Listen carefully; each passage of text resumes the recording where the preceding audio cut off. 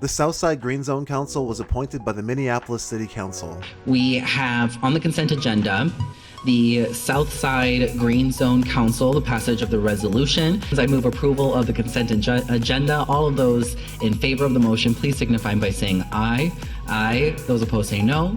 The ayes have it, and that item is approved. And met for 7 months. The council held monthly meetings and gathered in neighborhoods across the Southside Green Zone and participated in smaller working group meetings. The council's work included development of a 5-part policy work plan, designed and executed an environmental justice pop-up fund for environmental health work, provided input into the city's climate and racial equity fund partnership, advised the city's creative city-making work on green zones, and letters to the city, state, and foundations on leveraging resources to meet the climate and environmental justice goals of the Southside Green Zone. Samara Adams from the Green Zones explains why healthy food access is important. One issue that I am personally passionate about is healthy food access. In the Southside Green Zone, a lot of people don't have as much access to healthy foods as people in other areas do.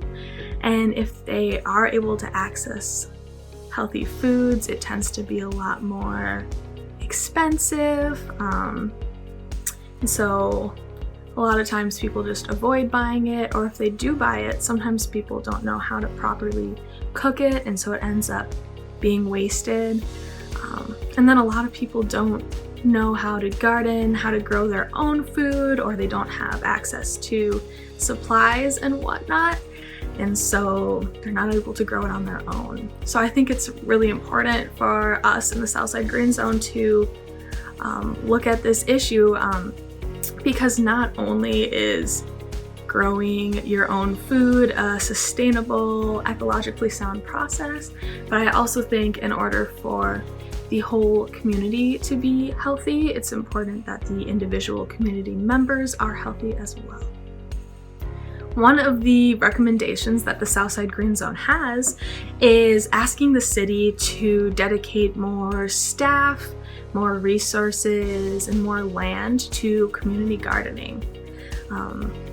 The city has done some work to support community gardening and whatnot, but a lot of it is kind of spread out and hard to find, hard to get access to.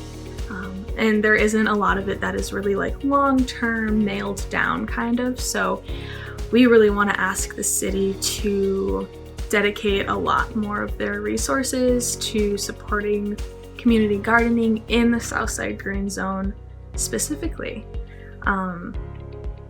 Another benefit of growing food locally too is that there are less trucks bringing in produce from other places, which means that less fossil fuels are being burned. So it's just a big old win-win, you know?